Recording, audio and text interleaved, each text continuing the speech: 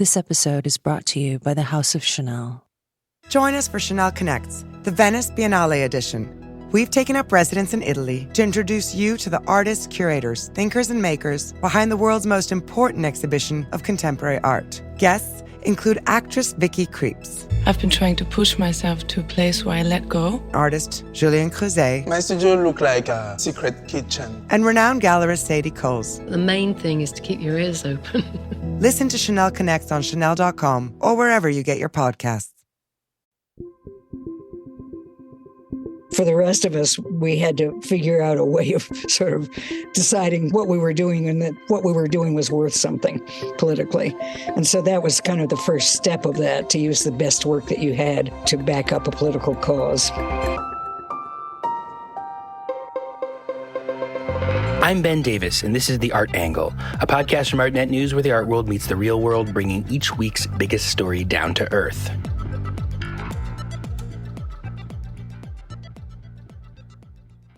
Any short list of the most important art critics of the last decades would have to include Lucy R. Lippard. She would also be at the very top of my personal list of favorite writers about art. Lippard has written numerous important books, including 6 Years, The Dematerialization of the Art Object from 1973, the book that defined for many what conceptual art was all about, as well as volumes like Mixed Blessings, New Art in a Multicultural America, The Pink Glass Swan, Selected Essays on Feminist Art, and The Lure of the Local, Senses of Place in a Multi-Centered Society, each helping set the agenda for a different moment.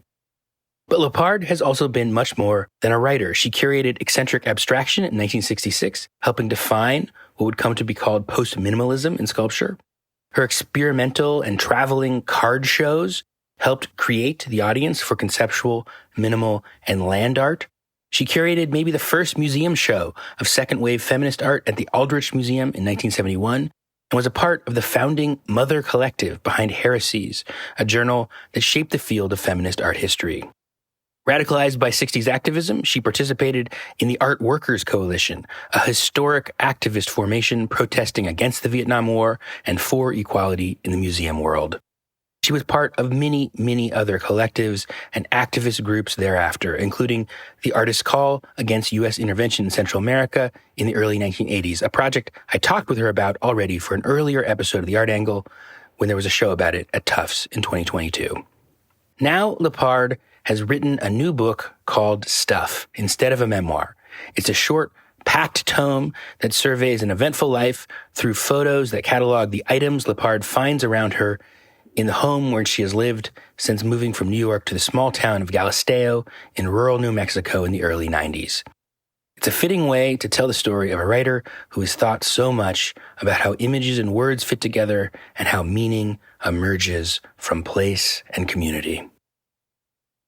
Lucy Lippard, I'm so honored to be talking with you today. It's mutual.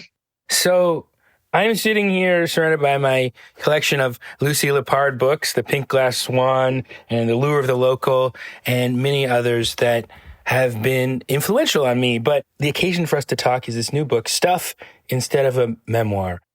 Right at the beginning of the book, you write about not wanting to write a memoir or a biography for that matter. So tell me the story behind this book. How did you decide on this form for the book?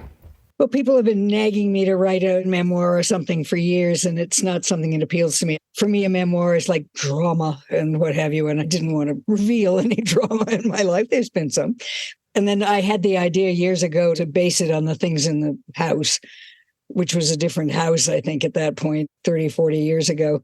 So that's what I ended up doing, but it's not really based on a lot of the things that I've owned because I gave a huge amount of my art and tchotchkes and all kinds of stuff to the Contemporary Museum in Santa Fe, now called New Mexico Museum of Art. So a lot of the sort of most important or best or whatever things are not in the house. And I didn't include those in the book. And then the book kind of woozled off into something else. But there's a lot of stuff. And I had the idea for the general design. And then I worked with a friend, Michael Motley, who's a professional designer and who made it work. You call it a tell very little memoir instead of a tell all memoir, but there's still a lot in it. For something that is not a tell all, it's a tell a lot. It takes the form of these items from your house in New Mexico that sort of tell the story of your life and actually really, your family and the various causes you've been a part of that involve art but go considerably beyond it. Was there a process of laying out the book, like laying out all these items, or did the story kind of emerge from the stuff around you?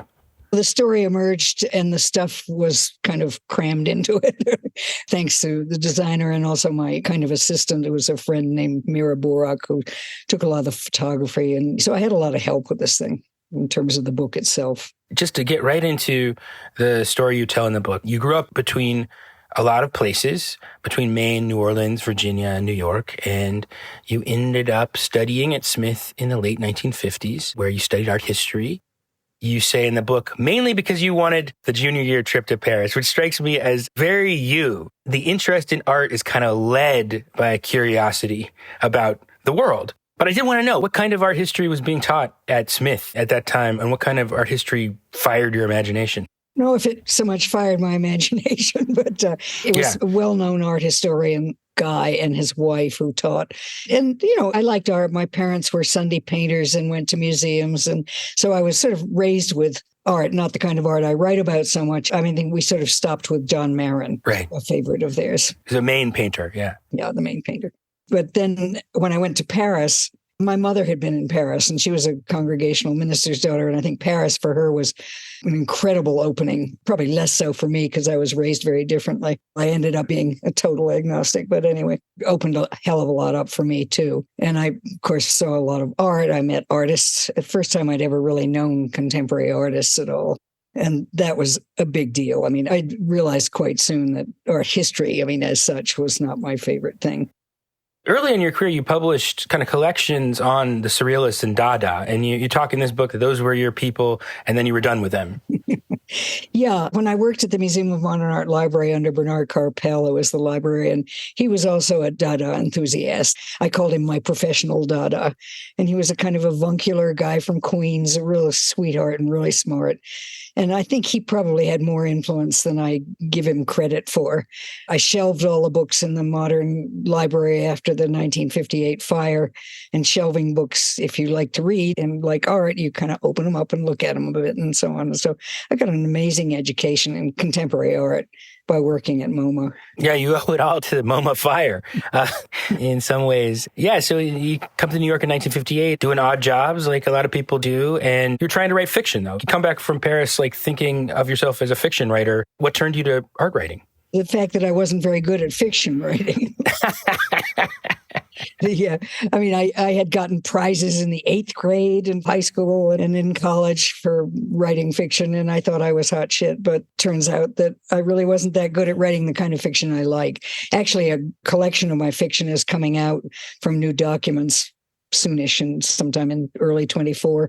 And it goes from the early stuff that was all rejected that I tried to get into the New Yorker and Red Book and Cosmopolitan and all these weird places that I didn't actually read. But anyway, so we put the whole panoply in there. And then it went into really experimental stuff, which is very hard to read and not the kind of thing I like to read. But there it is. Soon I will be a published fiction writer. So you're in New York in the late 50s, and what was the art scene like at that time that you came into? Well, I didn't know much about what I was coming into, but it was the heyday of 10th Street. So I went to a lot of galleries. I met some artists. I must have had some idea by then that I was probably not going to be a fiction writer, but after the first year or so of rejection letters, I think I knew that. And then the art was really grabbing me. I knew artists. First, I lived with an AWOL Navy guy who had quit the Navy to make a public protest about peace, and they never caught him until it was too late to make that protest and so forth. Then I got involved with artists. So I learned everything I know about art from artists, I'm always saying then. Yeah, you write in the book, I was never much of an art historian. By that time, this is the early 60s, I knew that I was more interested in art that was making history now than in history already made. And yeah, you got involved or you're around or close with all these artists who were exploring new media at that time and were making new conceptual styles of art, like Saul DeWitt, who was also another person who worked at the Museum of Modern Art on the night desk, as you point out in the book. And you eventually married Robert Ryman, who's an experimental painter of that time. I guess I was just wondering, that is a specific moment when kind of maybe the center of attention does change from the past to the present. I mean, it's when like kind of art form gets cooking and is focusing on just the art of the present instead of art history. And all these new styles are happening. There's starting to be an art scene in New York. So in retrospect, it all looks very clear that this was like a key moment. But I think that probably is in retrospect and not something that you exactly know as it's happening. People have off and on said to me, oh, how did you know way ahead of time what was happening? I didn't know way ahead of time. I was just in studios.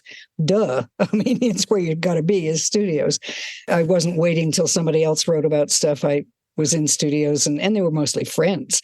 I mean, it was Saul who sort of introduced me. Bob wasn't heavily social, but Saul knew a lot of people and was very supportive of everybody, especially once he got known himself.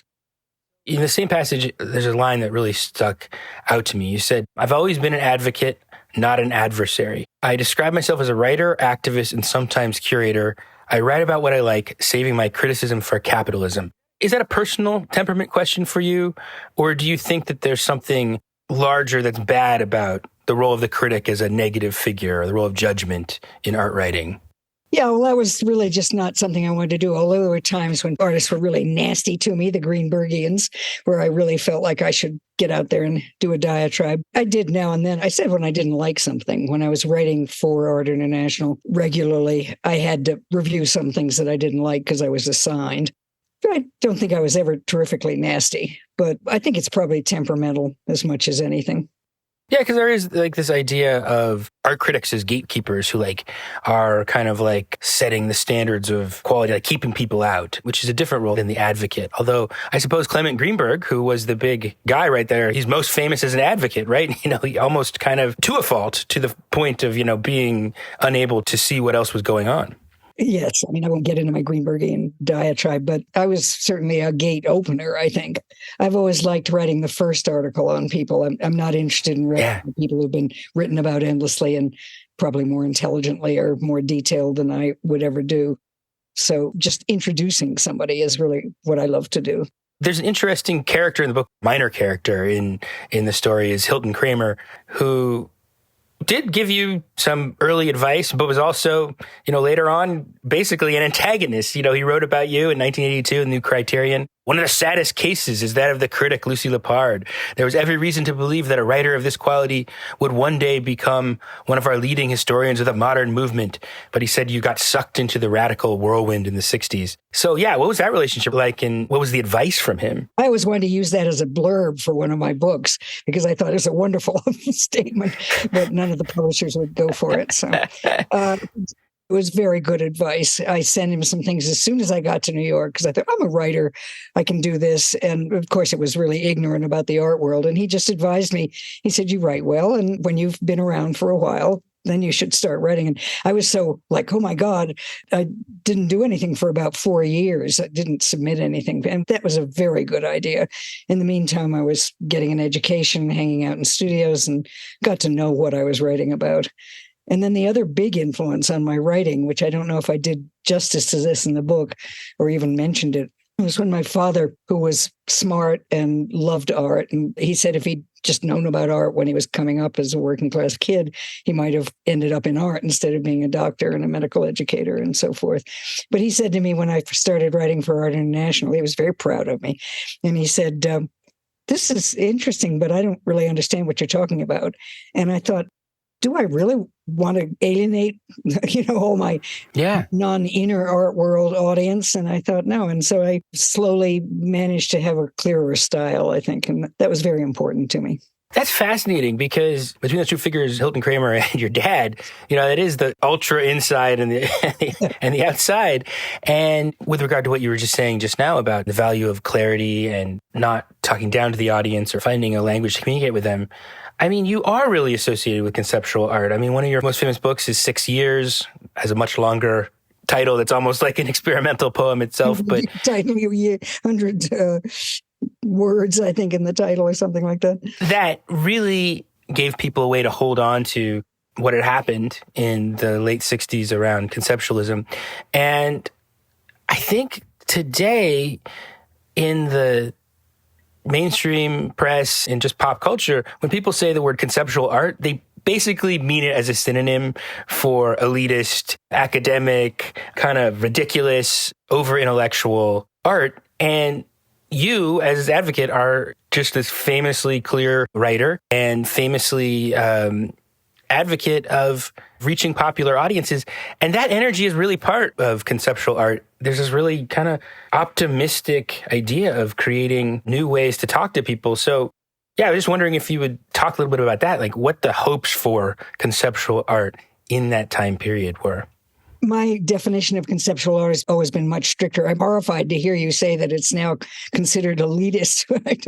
I don't keep up enough to know that, but dear God, most of the conceptual artists that I hung out with anyway were trying desperately not to be elitists and trying to reach out and reach more people and so forth and so on. I mean, obviously that was kind of pie in the sky given a lot of their work. But let's face it. I mean, a lot of it just belonged in the art world anyway and remained in the art world where it belonged pretty much rather than being outgoing. But at the time, I saw it as A, as outgoing, and B, as a writer, a lot of the work was textual and I could participate more. I did some things with the artists as I was allowed to do. One of the weirdest ones was Bob Barry asked me to write a review, and that was the show, I think.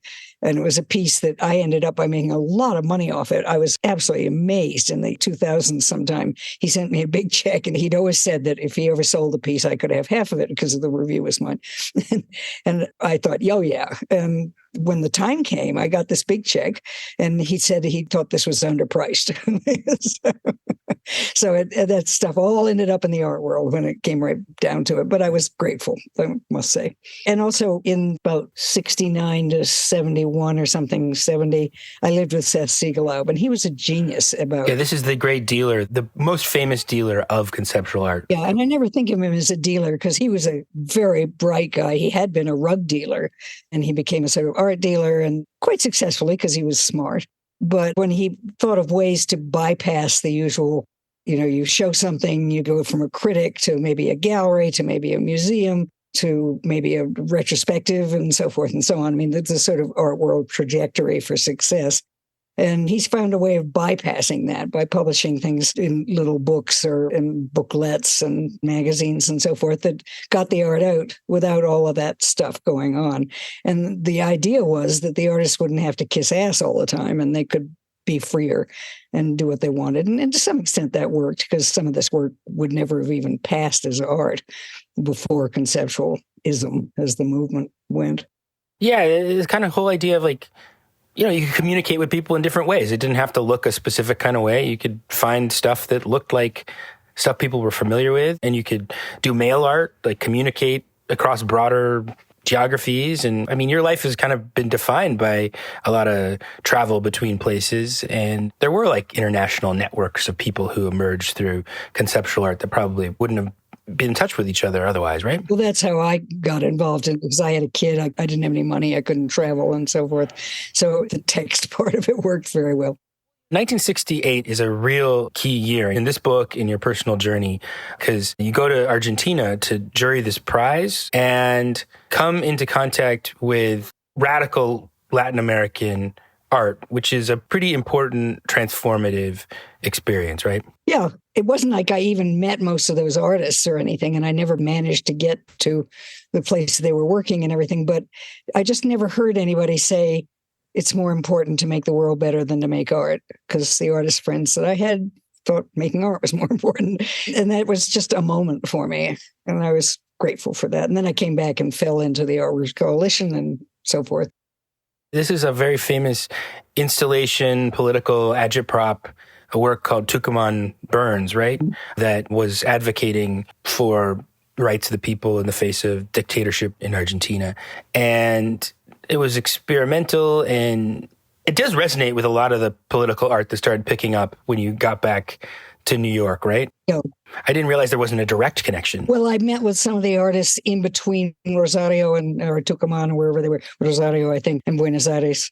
And so we had lunch or drinks or something. And so I talked to them. And so that was how I knew about it. I never saw the actual art, no. Yeah, so you come back converted to sort of a political form of conceptualism. I mean, you do this famous anti-war fundraiser at Paula Cooper Gallery in 1968 of artists that I don't think people maybe today associate with like activism in some ways. I mean, it's kind of amazing what you put together.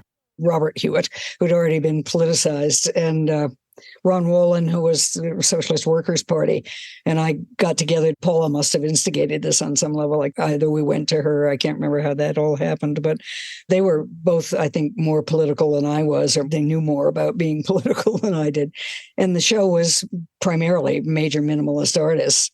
And the idea and the statement we wrote, which was a really nice statement, which I can't remember exactly, but it said something to the effect of, by presenting the best work we can do, we are backing up our politics. Sort of. So that was an interesting idea that didn't stick with me much. Then there became this whole business about my art is my politics.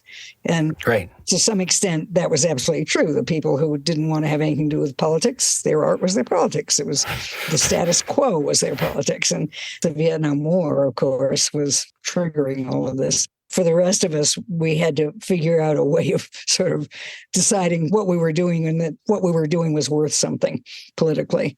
And so that was kind of the first step of that, to use the best work that you had to back up a political cause.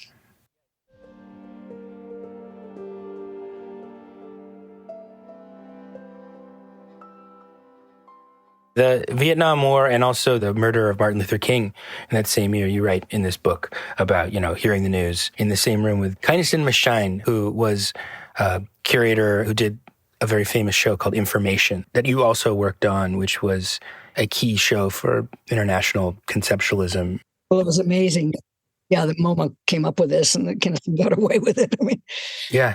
And you write about being with him when the news comes in and, he's has to go up to Harlem to experience this. Even though Kynaston was not the world's most leftist person. Right. But certainly was as moved as I've ever seen him by something that could be considered political.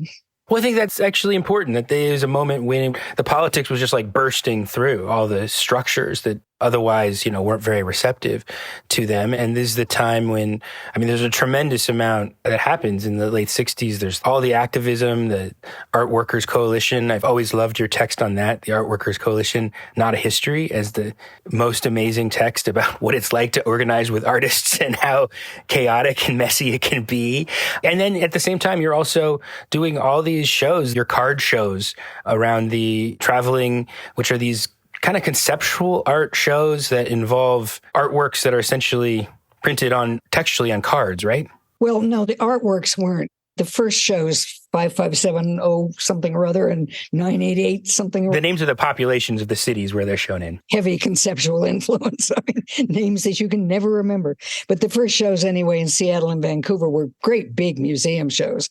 And they included a whole lot of outdoor stuff, which people weren't really doing at that point, as well as something like Bob Barry's Invisible Gases or something. Or just one line of text. So it went the whole spectrum of conceptual minimal stuff. Robert Ryman was in it and Eva Hesse, I think. But then the next two shows, one in Buenos Aires and one in that traveled all over the place, started at Cal Arts. They were more conceptual. Although the women's show, which was the Cal Arts one, it was hung. There was stuff in galleries and so on. So the cards, I told every artist, okay, you got a card. Talk about your work in the show. Of course, we did the cards ahead of the show, so they changed their minds, and I had to execute a lot of the work because there was no money to bring the artist there. It was kind of chaotic, to say the least. If you ever want to interview anybody about those shows, Anne Folk in Washington State was really amanuensis for all of that, and she sort of took over when I left and got the show up, and she took over maintaining a lot of this stuff, conceptual things that had to be kept track of and so forth. Anyway, she's wonderful.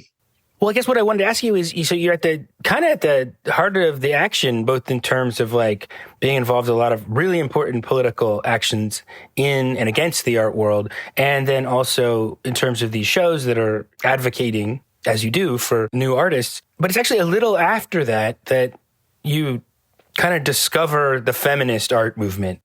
It's amazing to me that you're involved in all this, and then you write about this realization that you're not one of the boys, how you put it in the book. So, yeah, was there a moment? What was the epiphany? I guess it was writing the experimental novel, the only published novel I've ever done that, called I See / You Mean. But basically, I mean, I knew about the feminist movement because there was a group called WAR in the Art Workers Coalition, Women Artists in Revolution. They weren't exactly my bag for some reason. They didn't do it for me. I was sympathetic, but I wasn't involved because I thought I was one of the boys. Then I went to Spain and was writing this novel. And when you're writing fiction, you really have to think. Unlike art criticism, I don't have to think all that much. But fiction, you have to sort of look into yourself more. And then I thought, oh my God, I think I'm a feminist.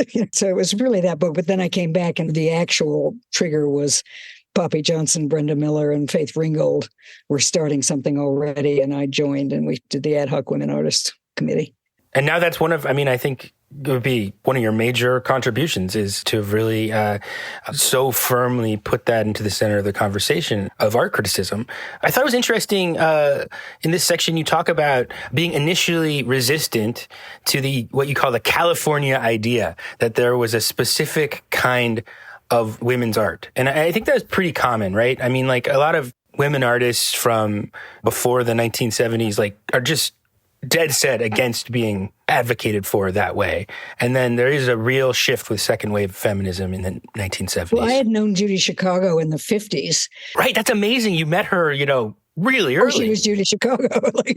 And we were all hanging out on the Lower East Side and avant-garde situation, sort of. And her husband used to come to the Modern and he was a writer and he could get into the Modern free if he came up to me in the library and I put him in the other elevator and he went down and he was in the museum without paying. A lot of my friends from the Lower East Side did that. They wondered why I had so many people visiting me when I was only a page in the library. So anyway, but I didn't know anything about her art. I was really more friends with him because he was a writer, but we'd known each other and she's never forgotten some of my peculiarities at the time. But you did come around. I mean, you talk about Chicago and Miriam Shapiro, who were really associated at this time with kind of building the feminist art movement on the West Coast, basically converted you, yeah? In a way, I think the artists converted me just as much. But they came in April 71. I did a women's show at the Aldrich Museum, and they came and saw it. And I said, well, that stuff of yours doesn't really work here. And they went, ha, ha, ha, ha, ha, ha. And pointed out to me that in some cases it didn't really work for that much in the show because so much of it was New York, minimalism, public art, that kind of thing, and so on. But they certainly made an inroad in the whole thing. And I began to really look more closely. Another thing that happened was Pat Steer. I don't know if she will remember this, but she was against this whole business of central imagery and kinds of things that Judy and Mimi were talking about. And one time she rang the bell at my loft and said she's left something downstairs for me. And so I went down to get it, and it was a roll of her old work that had all of these things in it. So that's like just explicitly, about the female body there artwork. Was that sort of central imagery and some of the things that they were talking about at the time, which I thought was very sweet of her. She said, here, you take this, you deal with this. But, one side of your work that I totally didn't know about before I read this book was about your comics. You recreate a panel from one of your feminist comic books in the book on page 71. It's like this line drawing, and the center is like a drawing of an oil painting that's depicting like a nude woman and a man threatening the model with a knife. And then on the left, there's a drawing of a woman with a talking balloon saying, "What do you mean, ironic?" And the male figure on the right says, "Well, what do you mean, insulting?" So you talk about how after your feminist conversion, you describe a moment when you thought of selling your feminist comics on the street corners. Where did this come from? I didn't ever finish a whole comic or anything. I did some illustrations for things and so on. But the heroine was Polly Tickle, and the author was Lucy the Lip, which I think Jerry Allen had called me at one point. She's responsible for the Lucy the Lip thing. But I was just unfortunately too busy to go on with that. I kind of wish I had done a whole comic, but I've always liked comics, and I was raised with the New York Times, which had no comics. And so now my hometown newspaper, the Santa Fe New Mexican, has comics. And to this day, I go there first every single morning. So I've always enjoyed comics. And they do kind of exist at the convergence of, text and image and populism. It really is a kind of a crystal in some ways of your interest. And you did curate, a show, Who's Laughing Now, right? About like comic inspired art. at a certain point in the meeting space of the Union 1199, according to this book. I did several shows there. Mo Foner, who kind of ran, I guess, the cultural branch of the Union, let me in for some reason. And Jerry Kearns and I did, I think, a show there. I did the Hans Hacke show that was canceled at the Guggenheim Museum, and the curator was fired and so forth. Shows you at that time how art with political content was not, I think in that case, the Guggenheim shut Hans Hacke out because they said it was like an alien entity in the museum. Yeah. We were all for the aliens getting in on some level. Some activist artists would say, we don't want to be at museums, fuck it. And then Leon Golub pointed out to us, and he was older than a lot of us, and he said, our art is good. It does belong in museums. So don't just get out of museums on that level. Try to get into museums. And that was very interesting. I think it influenced quite a lot of people. Not that we got into that many museums, but we tried, I guess. Well, I have to say on that subject that this book has a very characteristic, to me, Lucy Lippard tone. It's clear and frank about your political convictions, but there's also this kind of modesty, sometimes a rueful tone. This line really stood out to me. You said, I love the certainty of being a lefty activist. I believed we were right and had trouble understanding why everybody didn't agree with us and why some of those who did still wouldn't join us thanks to the complexities and nuances of everyone's lives. And, I've been reading another essay by you from the collection Art Matters, which is about the culture wars in the 90s. It's called Too Political, Forget About It. You talk there really interestingly about the project of political art in the 80s and early 90s and some of its unapologetically, but also about some of its limits, how it failed to break out of the art audience. And I just think that's a really interesting thing. And what are some of the lessons you take about art and politics from trying to navigate this terrain? I don't know. The times are so different now, and social media has made such a difference. And I don't do social media, so I'm really uneducated about a lot of stuff. My activism has been very local for the last 30 years. And so I'm not really sure where to go with that. Given the impressive demonstrations that are going on about the death of Gaza, that's so interesting because a lot of it is art oriented and a lot of artists are in there, younger artists are in there. I wish my grandsons were doing more about that. But anyway, my partner's major political issue is he's been involved with something called Santa Feans for Justice in Palestine for many years now. And he speaks some Arabic and he's taught at the University of Khartoum at one point and so on. So anyway, so I'm better oriented with a lot of that stuff than I was, although I look back and I found a couple of Palestinian things I did long before I knew him. So at least I was on the right side. I think there are a lot of artists out there probably who I've never heard of who are doing really wonderful work. Yeah. I mean, I meant the need to push art, to have your convictions, but then also the way, I don't know, the art world kind of absorbs your convictions and turns them into commodities, although certainly now seems to be some kind of breaking point around this. Is that why you moved to New Mexico in 1993? I mean, you say you were not trying to escape art, you were trying to escape the art world. Well, I don't ever really make decisions. I just kind of wander off into things. My mother died. I didn't have to be in the East anymore. And I had a little money for a change. And I'd loved New Mexico. I'd been here first in 1972. And I thought, I'd love to live here. But I can't possibly make a living doing what I want to do here. So I didn't. I love the place. I love the village I live in. And we have endless political issues. But they're not the major ones. I mean, Palestine and Israel definitely is a major one, but for the most part, it's about the road that's coming through that's shaking the old adobes and ruining people's houses and why the road has to come through a village and the main highway and so forth and so on. And development and pollution and all kinds of things, which are local. Well, it seems like you've been keep extraordinarily busy writing about art for someone who lives in a tiny town in New Mexico. And on the other hand, you also edit a local community newsletter, El Puente. Well, I write it. You write it and edit it. And stamp it and sticker it and mail it.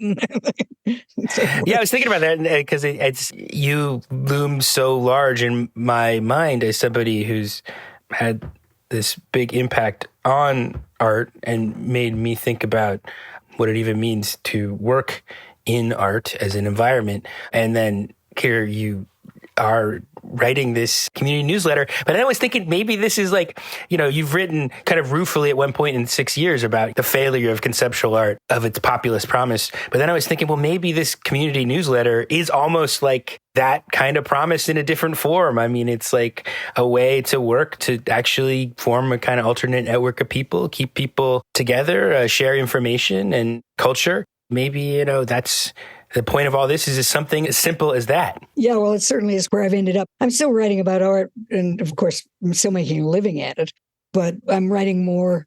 I notice as I'm almost 87, as I creep on, I'm writing more about friends, and I can be more choosy about what I'm writing about. I'm not writing about art world stuff.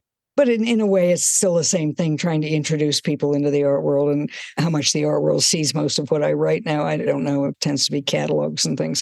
But it's true that the art community has always been a sort of strange one. I mean, you have close friends and you have people whose work you like, and they're not always the same people. And then you have friends who make it and friends who don't make it and so forth. And by the time I left New York, I didn't feel like there was that much of a community left.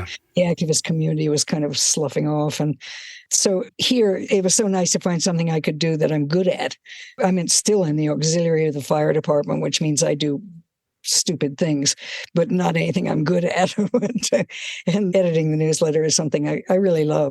Your epigraph for this book, Stuff, is from John Berger. And I always tell people that my favorite two critics, or the most important two critics to me, are Lucy Lippard and John Berger. And one of the things I realized is that both of you at a certain point left the art world. You for New Mexico and he left London for, I think, rural Switzerland. At a certain point, I always just wonder, what does that mean for me? Is this just like ultimately intolerable contradiction to be at the center of this stuff? Well, you can do what you do from whatever little town, the Hudson Valley. Everybody's in the Hudson Valley now. So. I suppose so. Well, towards the end of the book, you say this might be your last book, but you also mention a long-planned collection of essays on monuments and contested histories, which does seem like a very vital topic of the now. I'm curious about what you have cooking. Well, I feel I've outlived both my parents, and my family's not long lived. And I thought, that's probably my last book. But then recently a friend who's an artist who lives here part-time, she had an old friend of hers who is a Colombian drag queen, who's a filmmaker too, visiting, and he didn't know what I did. And he said he wanted to do my tarot. So he did my tarot, and he said, you have another 8 or 9 years. So I thought, okay, I'll try another book. But the monuments thing, I had started it several years ago because it was called The Burden of Memory. But then so many good books started coming out about monuments. Rebecca Zorak has just published a really good book. So I thought, well, I think monuments has been done well enough. And it was going to be a series of essays anyway. So now the book, which I haven't really started except for what I had left for the monument stuff, is called Whose Histories? ? It's in response to all this critical race theory and wokeism and all this denial and erasure of our histories. The lovely thing about writing about art that I've always found is that I get a brainstorm, or I think I'm going to do such and such, and I can always find artists who are working on these subjects. So I haven't even started really researching the artists, all of the monuments. I have a huge file on the monuments, and that'll be a part of it, but not the whole thing. So I think I'll try it. We'll see if I survive to do it. Well, finally, you say in this book, you write about art being perceived as either above it all, that is often an elite cloud, or below it all, that is bourgeois frippery, not worth considering. And I guess I feel that navigating that tension is a big theme of this book, and I think it's exactly something that a lot of people struggle with today. They're very charged times, but also very unequal times, very commodified art world. So do you have any advice? Do you think it's possible to find a right balance between those two things, or has it just been a constant zigzag between them?